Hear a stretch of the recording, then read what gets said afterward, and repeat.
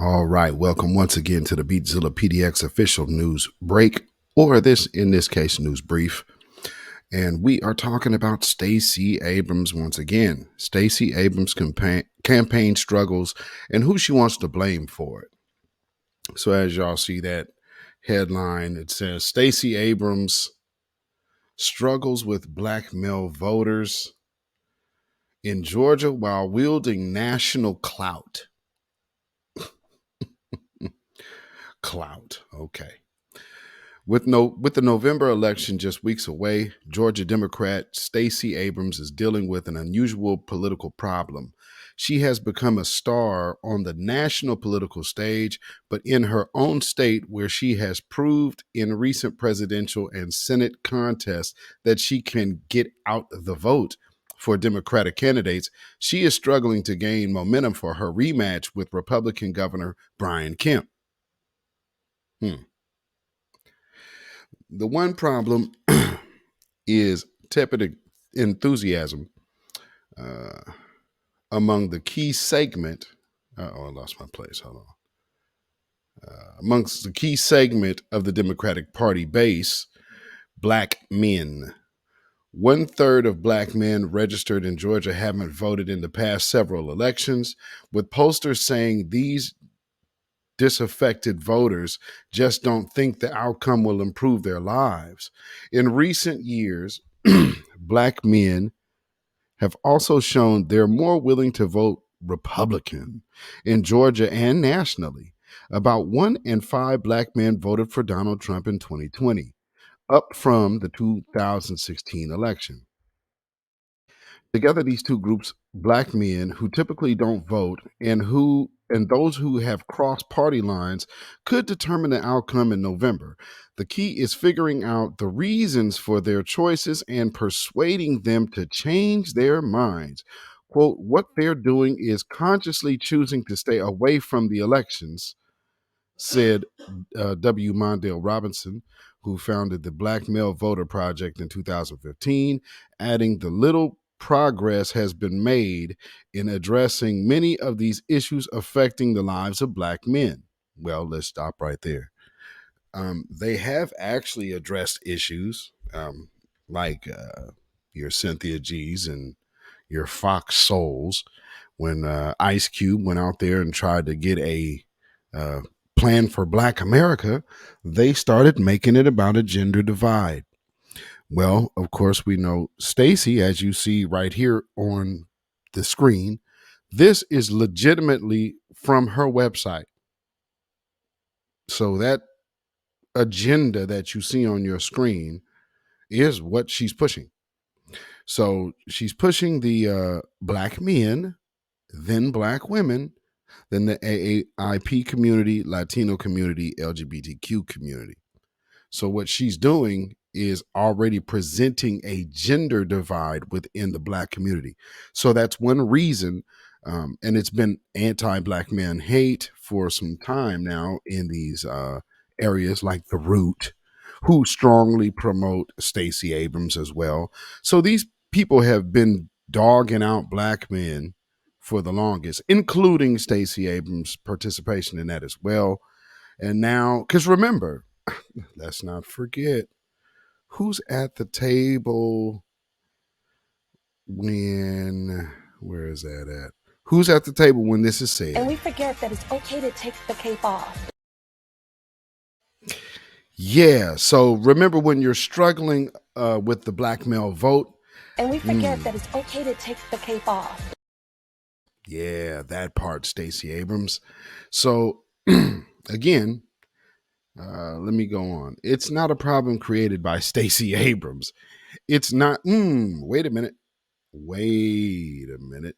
Wait. It's not a problem created by Stacey Abrams. I'm not always going to only talk about what we can do for black people. So I'm not going to sit here and say I'm going to do something that's only going to benefit black people. No. Yes, that was clearly a problem that she created because those are her words, and everything else that she has said that has turned black men voters off has been what she has done and said, or what she has lacked to do or not said. So again, it says it's not a problem created by Stacey Abrams. It's not a political phenomenon, Robinson said. Let me get over here. Excuse me. Um, we haven't seen a decrease in the numbers of black men killed by police. Black men are still unemployed at twice the rate of others, and those who are arrested and can't pay cash bail sit in jail, even though they haven't been proven guilty. This is a conscious choice from the people who do not see politics addressing their issues. Now, that part is true.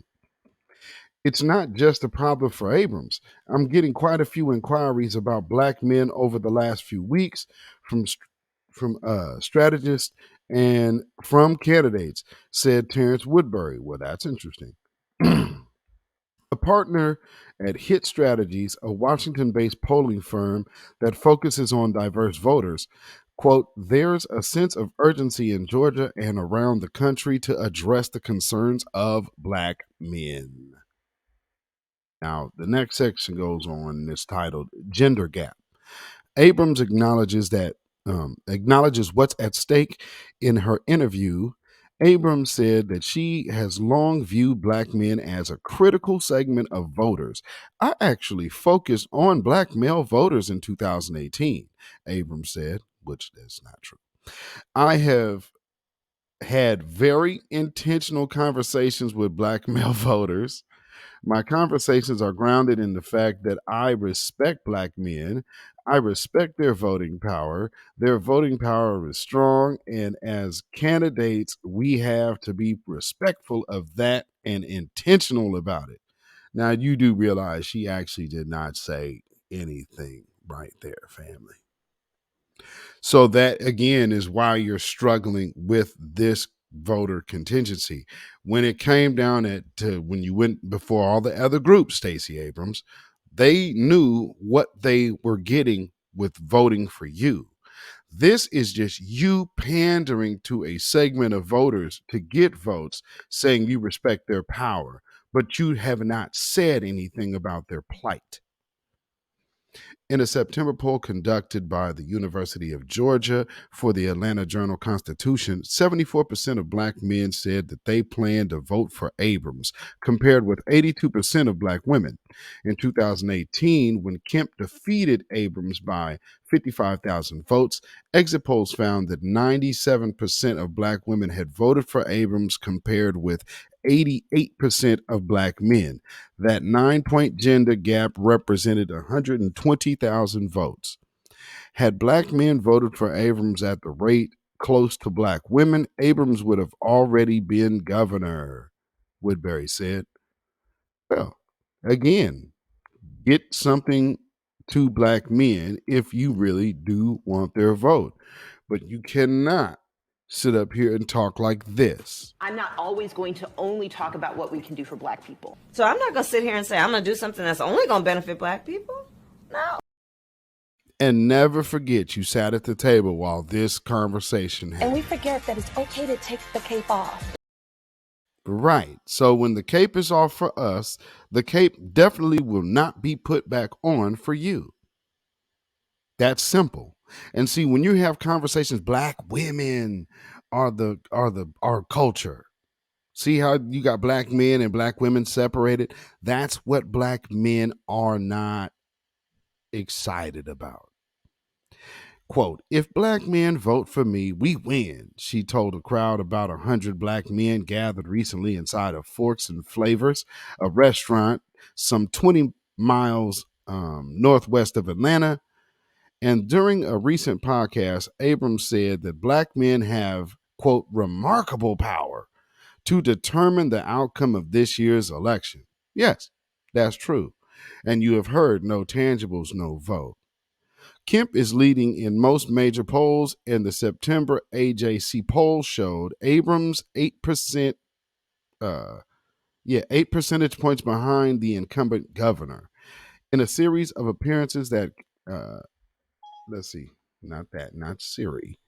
In a series of appearances that her campaign has dubbed Stacey and the Fellas.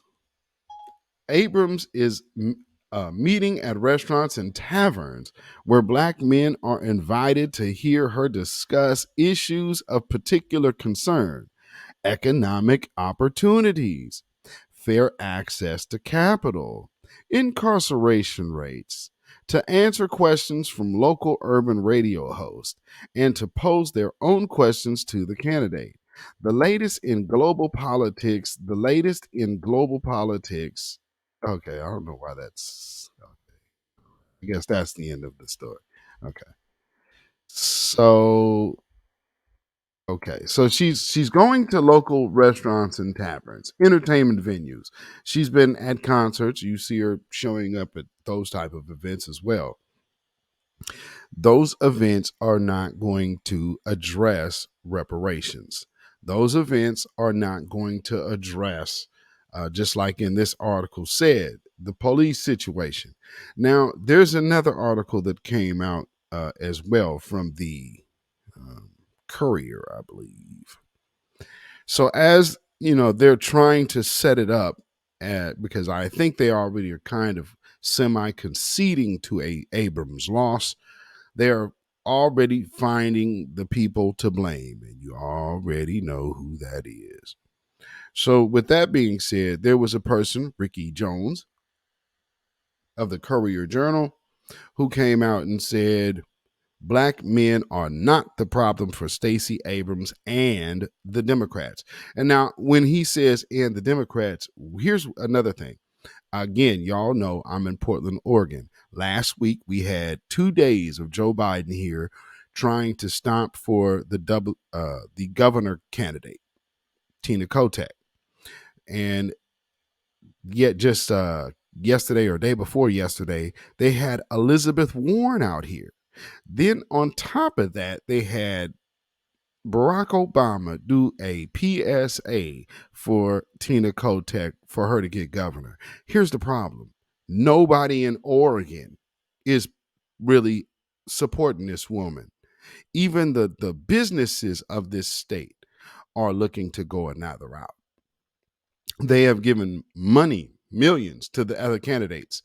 And here's the thing, because right now people are looking for something other than Democratic run states, because we see the debacle that this has turned into, and like, I see what Gavin Newsom is doing in California, so he's kind of trying to get in front of certain things. But here, no. So the old Democratic garb understands Oregon is huge. If Oregon flips red, and they coming out here now saying it, I've been saying it here for a minute, that Oregon is a strong chance of turning to a Republican government. And I'm not mad at that, because we've had this Democratic government and I've watched my whole city, my whole community be gentrified without any of these local politicians stepping up for black folks at all. So, yeah, time for something new.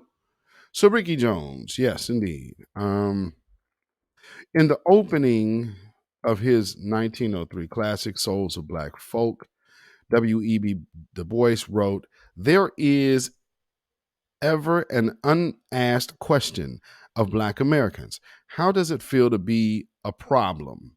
That is, how does it feel when the troubles of society are explored and the people conclude that you are the issue?"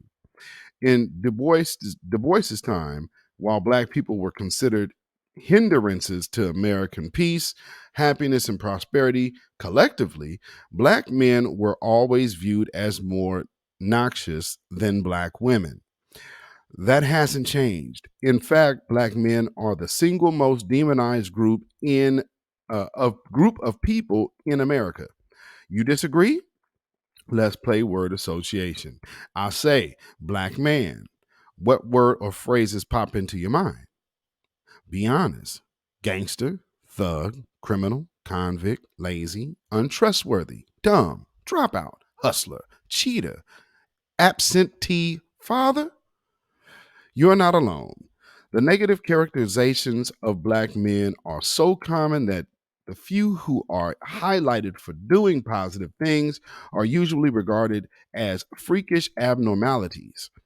The latest in the long line of situations in which we were the problem, an emerging narrative that black men are largely to blame is a Stacey. If Stacey Abrams loses her highly publicized rematch with Brian Kemp for the governorship of Georgia, the argument is that Stacey Abrams is struggling in polls partially because of her support from black men is sorely lacking.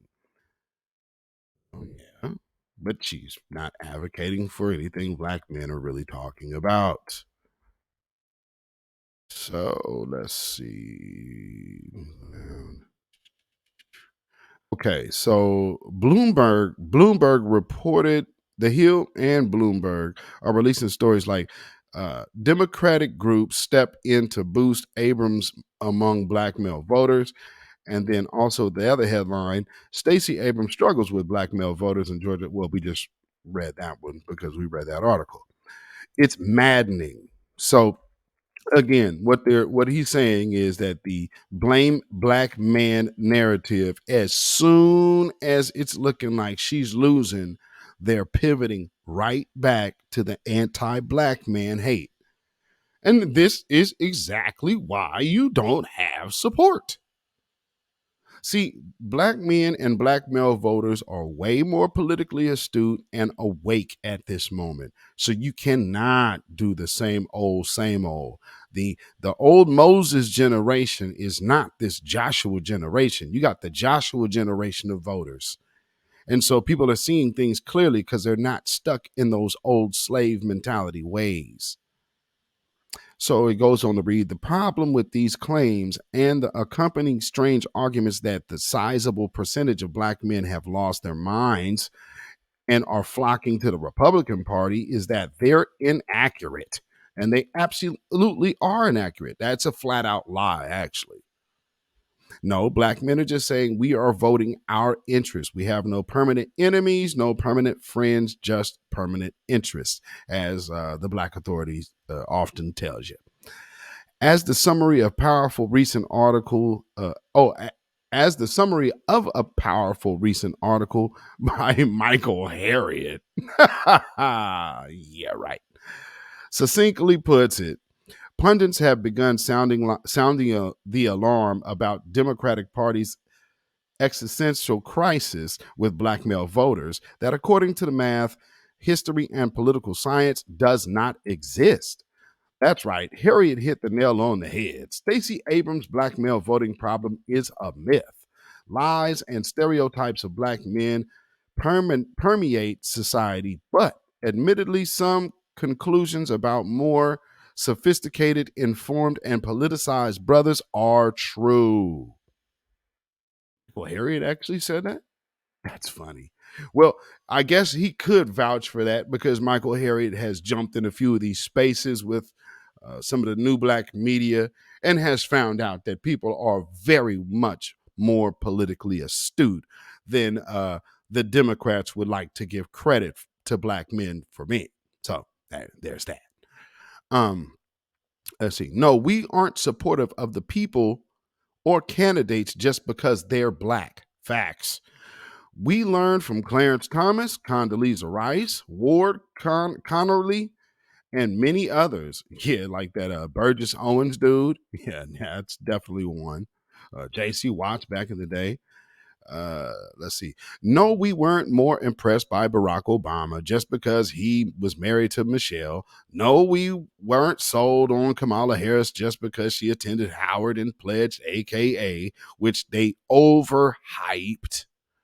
We were actually worried about her political record where black folks were concerned. And guess what? It wasn't good. Now, remember, back then, they were saying how that was political disinformation, misinformation. They're still trying to do it now.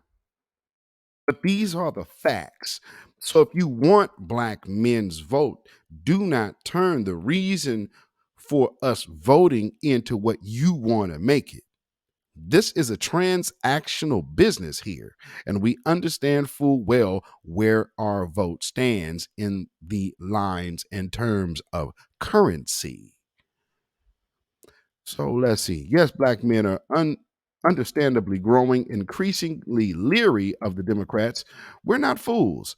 We know they only think about black people during election cycles and then largely ignore our concerns and suffering again and again and again. When they do pay attention, they usually center on black women, not black men. The University of Maryland professor James Nichols recently correctly noted black women have been the most loyal and reliable voting bloc for the party, and they deserve that recognition. But the second most loyal Democratic voting bloc, black men, has not gotten the same kind of recognition, and the party's penchant for ignoring black men is leading to a remarkable attrition in recent years. Be clear, this attrition has not been a mass deflection to the Republican or mass defection to the Republican Party. A percentage of black men have simply disconnected from the electoral politics altogether because their interests have been disregarded. They are tired of being forced to vote against a terrible Republican rather than for a good Democrat. They're tired of Democrats basically saying, no, we don't give a damn about black people in general and even less about black men. But we're better than the Republicans, so we're not just your best choice. We're your only choice. Submit and vote for who we tell you to vote for. We own you. And family, let's go back to this right here. Yeah, see, they're already that's vote shaming right there. But here's her agenda: to separate the black man and black woman. So if you're a black family man, why would you be voting for a person that is coming in the door looking to separate you? That is a separation of one's community right there. There's no reason to have two black separate categories there. And then all the other categories are lumped in. There's no Latino men and women, AAIP men and women. No, but black men, black women. And then she can't even lock that down.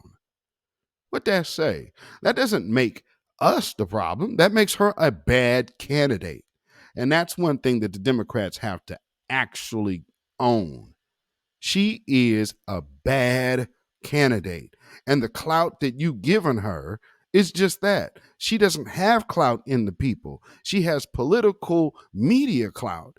That's MSNBC, CNN, and all of that. Yeah, that ain't the grassroots. And guess who's voting? The grassroots. So she has nothing coming. Why? Because she took off her cape. That's not our fault. At the end of the day, despite baseless arguments to the contrary, there has been no mass defection of black men to the Republican Party, and most black men in Georgia aren't against Stacey Abrams. But here are some things that are real. Hispanic support for Republicans is growing exponentially. You ask them why. Democrats consistently contort themselves and court them, but the majority of white men and white women vote Republican. You ask them why. To be sure, black women are the Democrats' most loyal constituency. There are no debates there, but as Michael Harriot, Jason Nicholas, and many others actually study the historical political I'm about to just turn this off because I don't know why that keeps happening. We're just shutting you down, Siri. All right, get on out of here. It's been a problem. Just keeps coming up every other word. And many others who actually study the historical, political, and statistical facts of how, or a fact now, and note, we near do well I'm not sure what that's supposed to be. We nearer do well. Misguided, troubled black men are number two. Bottom line is, black men aren't the problem this time. Well, we never were, because we're never considered until something fails, because we're just here to be the mules and dolls and play toys. So don't blame us if Stacey Abrams or any other Democrat loses. Put that weight somewhere else. We're already carrying enough. A shout out to Dr. Ricky Jones. He is a professor and a chair of the Pan African Studies Department at the University of Louisville. His column appears bi-weekly in the Courier Journal. So, yeah, you can go visit him at rickyjones.com. Shout out Ricky L. Jones. Yeah, rickyljones.com. And that's who wrote that article. And so, again, and you've seen Michael Harriot hop in some of the Twitter spaces. He debated Brother Marcel Dixon and lost horribly. We have seen all of these different Democratic operatives and shills coming out, Roland Martin and the likes, Tiffany Cross, Joy Reid, all of them with the same exact line. Now you're starting to see even more. You're seeing people pop up from the old Adunts crowd. You're seeing some of these Moorish folks pop out here. It's a lot of questionable things going on around this midterm. But I would advise you to just look at how people have started to make their pivots. Making political pivots in this season is very telling about where somebody is. That's all I can really say there. Because, you can't really get away. If you're pivoting and the message changes, then, people have to take notice of that. But one thing that will be for certain, the positive change is coming by way of black men. And the way of separating us by understanding, because see, right here, that black men, black women thing, there's probably a bunch of people that looked at this and didn't see anything wrong with it. And I'm certain of it. But that is a very clear problem, and I wish that more people would pay attention to that. And, that should further translate into other things as well. But, one can only hope. So with that being said, we just wanted to hit this subject real quick and let you know that there are two sides. So what you'll mostly hear is that the mainstream, because they want to use the line of blaming black men for Democratic losses. However, I read for you Mr. Dr. Ricky Jones, or Professor Ricky Jones, and, black men are not the problem for Stacey Abrams and the Democrats. And we are just simply not. And that article definitely lays out why we're not. So, that is one of those things that we just have to address. But again, that's good, because if you're going to blame black men, then also let it be known that there's political influence coming from black men. And ain't nothing wrong with that. It's long overdue. Now, of course, not this black man. No, not individuals like that, but more people, who are really looking to do something. So again, y'all see the rally for reparations, November 5th, Washington, D.C., in Freedom Plaza. Shout out to Brother Tariq Nasheed and Jade Arundel and all the rest of the speakers and all the rest of the family that are going to be in attendance. So shout out to all of y'all. And even shout out to the haters. Because again, I'm seeing a lot of reparations hate going on, and I really wish that just doesn't make any sense to me. I'll just be honest with that. It doesn't make any sense. But shout out to the new black media and the grassroots for doing the work. And you can't please everybody, so just keep trucking, foot on the gas, and shake the dust off from all the haters that, and let them continue to talk about you. I think it was Alvin Jones that used to say, "Small minds talk about people." So we already understand that gossip column conversation is low vibrational, and we all need to elevate. And I'll just say it like that. So with that being said, again, this has been a Beatzilla official news break. Family, let me know what y'all think about this particular story. I wanted to give you both sides of it, how the mainstream media is presenting it, and also a different viewpoint from this particular side of things.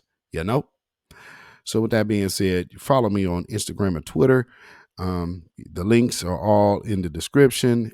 You can also hit the super chat, of course, if you enjoy what you're seeing and hearing. And please like, share, and subscribe. Double check and make sure that you are still subscribed to this channel, because YouTube sometimes does that. So until next time, family, stay black, stay free, stay alive. Black first. Shalom. 60. If you want genuine black conversation that's uncompromised, unfiltered, join 60s.net today. Jay? Yes? I love 60. I'm so excited there's a site where we could finally talk about black issues. When's the last time you posted? Well, the way my phone is set up. You're clearly not that excited about 60s. Have a great day.